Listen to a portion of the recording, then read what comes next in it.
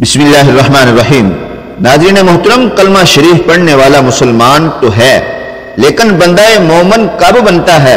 حدیث شریف سے جواب ملتا ہے، جب تمہیں اپنی نیکی اچھی لگے اور گناہ برا لگے تو تم مومن ہو، اور یہ اللہ کے راضی ہونے کی نشانی ہے۔ آج کی ویڈیو میں اسی موضوع پر بات کی گئی ہے۔ آپ دیکھ رہے ہیں یوٹیوب اسلامک چینل ایگل کی آواز۔ ناظرین محترم، یہ موضوع دراصل رسول اللہ صلی اللہ علیہ وآلہ وسلم کے ایک ارشاد گرامی سے لیا گیا ہے، جسے امام احمد بن حنبل رحمۃ اللہ علیہ نے اپنی مسند میں نقل کیا ہے، اور اس کے الفاظ یوں ہیں: جب تم کو اپنی نیکی اچھی لگے اور گناہ برا لگے تو تم مومن ہو۔ مطلب یہ ہے کہ اگر قلب و ضمیر میں نیکی اور برائی کے درمیان تمیز کرنے کی صلاحیت موجود ہو، جس کی علامت یہ ہے کہ نیکی کرنے کے بعد فرحت و شادمانی کا احساس ہو، اور گناہ ہو جائے تو طبیعت بوجھل اور دکھ کا احساس ہو، تو جانیے کہ ایمان کا دیا روشن ہے، اور اس روشنی کی موجودگی میں یہ نہیں ہو سکے گا کہ برائی نیکی کی جگہ اور نیکی برائی کی جگہ لے لے۔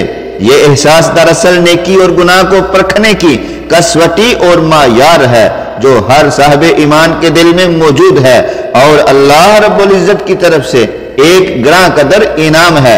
امام احمد بن حنبل رحمۃ اللہ علیہ نے اپنی مسند میں قدر تفصیل سے حدیث نقل کی ہے، جس سے اس بات کی مزید وضاحت ہوتی ہے۔ حدیث شریف سنیں۔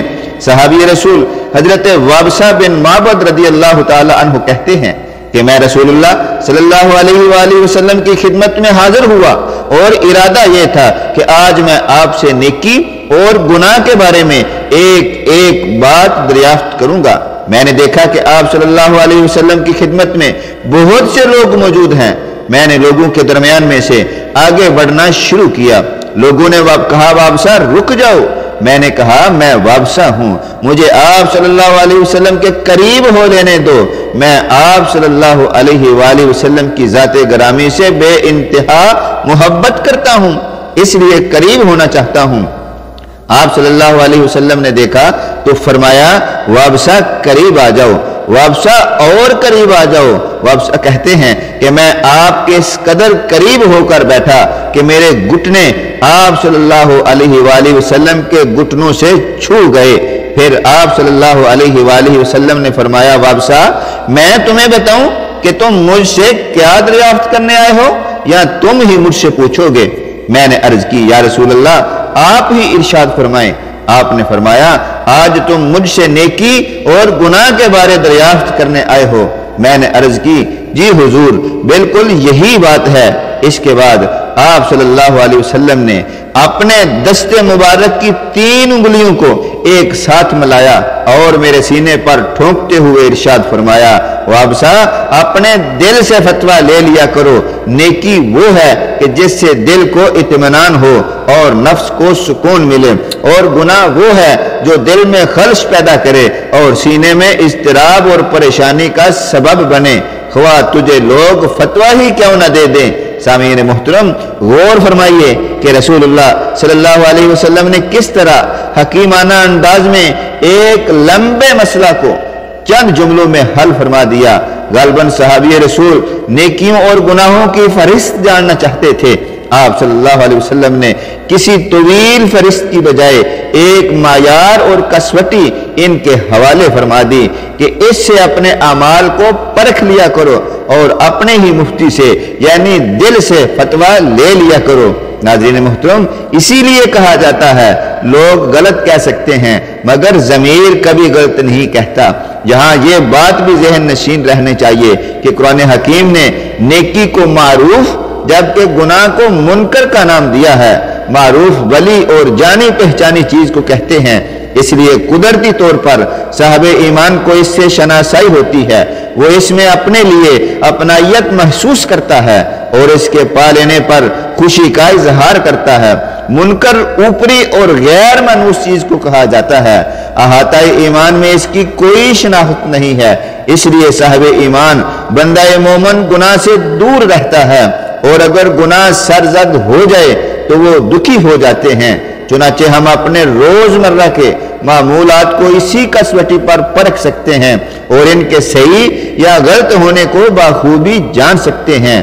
سامعین، اتنے آسان اور یقینی معیار کے باوجود جب ہم اپنے ارد گرد پر نظر ڈالتے ہیں تو ہم دیکھتے ہیں کہ گناہ اور برائی کی بہتات ہے اور نیکی کی شرح بڑی ہی کم ہے۔